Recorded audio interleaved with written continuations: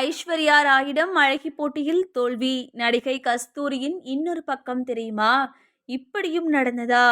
நடிகை கஸ்தூரி தமிழ் சினிமால 90களில் குறிப்பிடத்தக்க நடிகைகளில் ஒருவரா வலம் வந்தாங்க. ஏராளமான படங்கள்ல ஹீரோயினா நடிச்ச அவங்க ஒரு கட்டத்துல சினிமா வாய்ப்புகள் இல்லாமல் ஒதுங்கும் சூழல் ஏற்பட்டது. இருந்தாலும் தன்னை எப்பவும் ஆக்டிவா வைத்துக் கொள்ளும் அவங்க பொது விஷயங்களிலும் கருத்துக்களை அஞ்சாமல் சொல்லக்கூடியவங்க. இந்த நிலைமையில அவங்க கொடுத்த பேட்டி ஒன்று சமூக வலைதளங்கள்ல ட்ரெண்ட் ஆயிருக்கு. சென்னை எத்திராஜ் கல்லூரியில் படிப்பை முடித்த கஸ்தூரிக்கு மாடலிங் கதவு திறந்தது. மாடலிங்ல மிஸ் சென்னை பட்டம் வென்று அசத்திய அவங்களுக்கு கோலிவுட்டும் வரவேற்பை கொடுத்தது.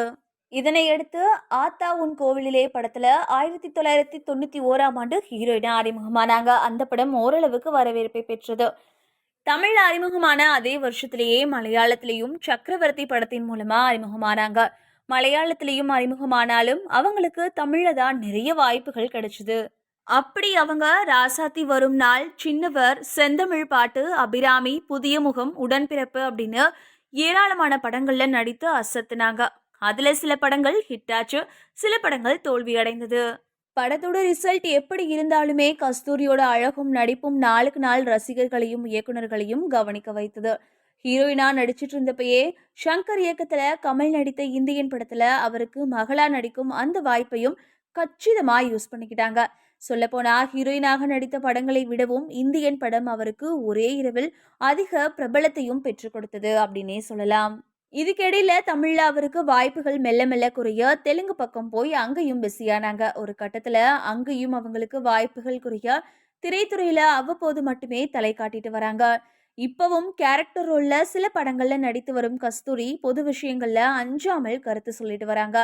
கடந்த வருடம் தெலுங்கு மக்கள் குறித்து அவதூறாக பேசினாங்க அப்படின்னு கைது செய்து சிறையில் அடைக்கப்பட்டாங்க. பிறகு ஜாமீன்ல வெளியே வந்தாங்க. அதே மாதிரி திமுகவையும் கடுமையாக விமர்சனம் செய்யக்கூடியவரா மாறியிருக்காங்க கஸ்தூரி. இந்த நிலைமையில அவங்க கொடுத்த பேட்டி ஒன்று ட்ரெண்ட் ஆயிருக்கு. தனியார் யூடியூப் சேனலுக்கு கொடுத்த பேட்டியில், நான் மிஸ் சென்னை பட்டம் வென்ற பிறகு மிஸ் இந்தியா போட்டியில் பங்கேற்றேன். அதில் ஐஸ்வர்யா ராய், சுஷ்மிதா சென் ஆகியோரும் கலந்து கொண்டார்கள். அவங்க டாப் 5ல வந்தாங்க, நான் டாப் 10ல வந்தேன். அவங்க கிட்ட தோல்வி அடைந்தேன் அப்படின்னு தான் சொல்லணும். மிஸ் சென்னை வென்ற பிறகு நடிக்கிறேன் என்று சொன்னபோது வீட்டில் அதிர்ச்சி அடைஞ்சாங்க. பிறகு அவங்களையெல்லாம் பேசி சமாதானம் செய்து சினிமாவுக்கு வந்துட்டேன் அப்படின்னு சொல்லியிருக்காங்க கஸ்தூரி.